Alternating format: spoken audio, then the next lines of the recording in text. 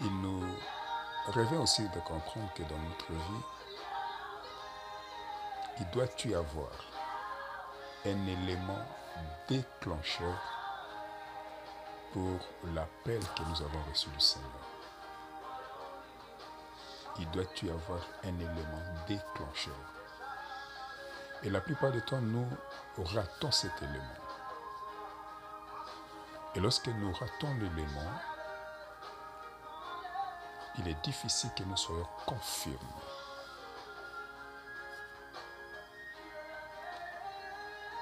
L'œuvre de Dieu, elle n'est pas faite seulement en parole. Elle est faite aussi en puissance. Donc la puissance accompagne l'œuvre. La puissance accompagne la parole. C'est que si le Seigneur veut dire, voici. C'est-à-dire que vois là où tu es, vois ici les miracles qui accompagneront. Les miracles accompagnent quiconque croit. Ce n'est pas seulement les miracles qui accompagnent quiconque croit, les miracles aussi accompagnent quiconque a reçu l'appel. Quiconque ayant reçu l'appel, il y a toujours un miracle déclencheur de son ministère pour lui faire entrer dans l'œuvre, prouver à ceux-là qui l'entourent, ceux qui sont avec lui et ceux qui sont appelés à venir plus tard. Donc le miracle reste incontournable. Le surnaturel reste incontournable. Le surnaturel n'est pas magique. Si bien que c'est dans tous, la magie aussi c'est dans le domaine spirituel. Mais nous ne parlons pas de la magie. Nous ne parlons pas des interventions des démons. Mais nous parlons d'un Dieu surnaturel, capable d'opérer, capable d'agir, capable de se manifester, capable de confirmer que c'est lui qui a appelé, capable de prouver sa parole, capable, à partir de l'eau, sans mélange, sans l'intervention des éléments chimiques que nous avons aujourd'hui, le Seigneur a transformé sa présence. Il a transformé l'eau en vin. L'eau manquait. Frère, sœur, l'appel que tu as reçu n'est pas un petit appel.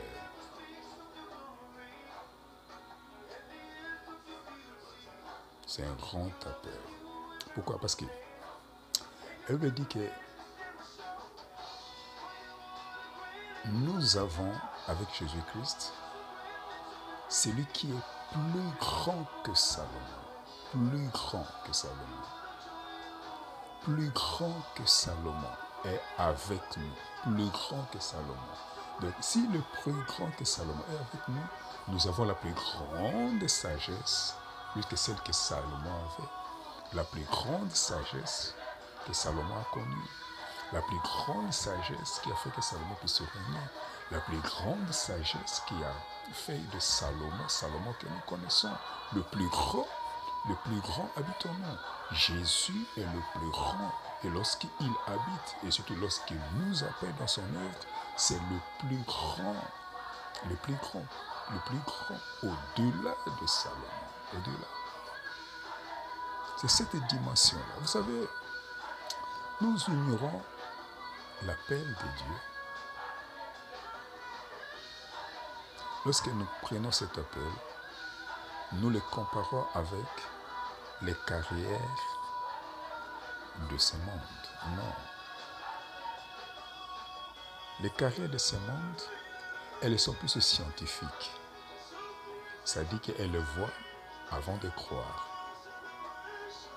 Et nous croyons avant de voir. Et croire, c'est le surnaturel. Nous croyons à l'invisible. Nous régnons dans l'invisible avant de nous manifester dans le visible. Alors là, le choix, c'est un choix. C'est un choix de vouloir embrasser ces domaines-là, de vouloir saisir cette opportunité. Car, comme je disais au début, qu'il faut qu'il y ait un élément déclencheur. S'ils ne voient pas ça, ils ne croiront pas. Voilà pourquoi le Seigneur a choisi les nonces. Il a accepté d'aller répondre à cette invitation. Et alors, il y a toujours un besoin qui va se présenter et ce besoin va demander que l'onction de Dieu en nous manifeste. Voilà le ministère. Il y aura toujours un besoin.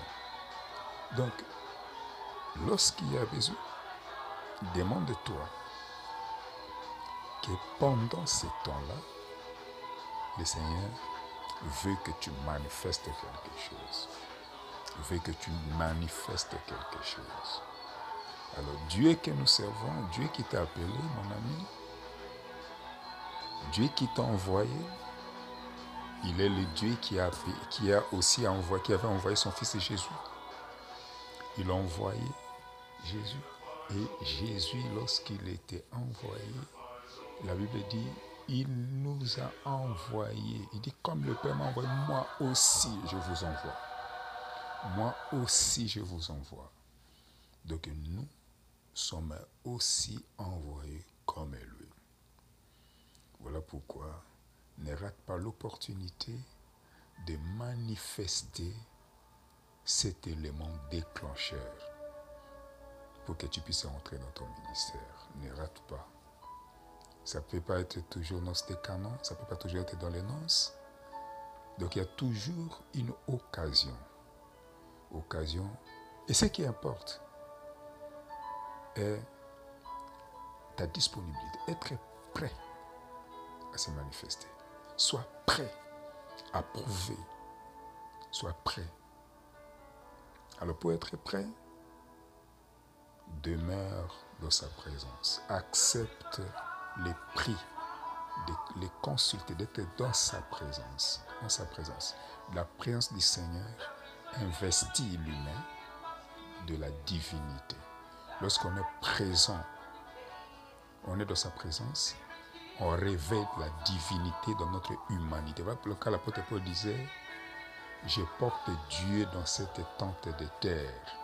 Je porte Dieu. L'apôtre Paul disait, il porte Dieu dans cette tente de terre. Alors lorsqu'ils sont arrivés quelque part en antenne, les gens ont crié, les dieux en forme humaine. Les gens ont crié, les dieux en forme humaine sont arrivés. Oui, nous portons dans sa présence la divinité. C'est là où l'humanité est diluée dans la divinité. Donc, dans sa présence, c'est un prix à payer. Un prix à payer dans sa présence. Et lorsqu'on paie ces prix, on manifeste la divinité.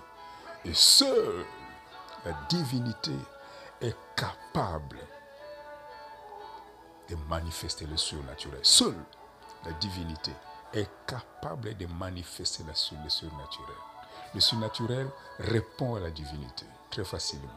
Le surnaturel répond à la divinité. Le surnaturel répond à la divinité. Pourquoi est-ce qu'Abraham croyait en Dieu? Il croyait en Dieu, en ses promesses, parce qu'il croyait qu'il dit Dieu est capable d'appeler des choses qui sont invisibles à l'existence.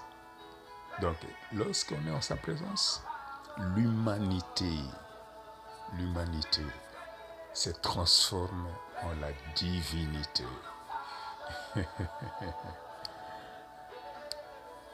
L'humanité se transforme en la divinité. C'est un prix. On est appelé là, dans sa présence. Dieu ne fait exception de personne. Il fait exception. Si tu payes le prix, tu auras. Il ne fait exception de personne. Donc, à Canon, ce n'était pas un spectacle. C'était l'entrée de quelqu'un. Et vous verrez que les disciples crurent en lui. Les gens ne vont pas croire parce que tu parles. Il faut qu'il y ait quelque chose. Il faut qu'il y ait manifestation. Il faut qu'il y ait manifestation. Les gens ne vont pas croire parce que tu parles bien français. Le ministère, ce n'est pas le français. Le ministère, ce n'est pas l'anglais. Mais quelle langue tu parles? Le ministère, c'est la démonstration de la puissance. La démonstration de la puissance. Voilà. Donc, nous sommes appelés à payer les prix, car le plus grand est en nous. Je parle ici à ceux qui sont appelés.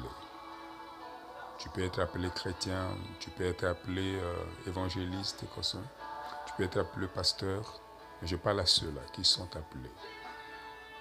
Paye les prix, paye le prix, paye les prix, paye les prix, paye les prix. Et surtout, il y a aussi un autre élément. Ce n'est pas seulement être dans sa présence, mais remplir le vase. Le vase, remplis le vase. Remplir le vase veut dire remplis-toi de la parole, de la connaissance de la parole. Aujourd'hui, sur la terre, il y a beaucoup de doctrines. Oui, des doctrines, oui. Elles doivent exister.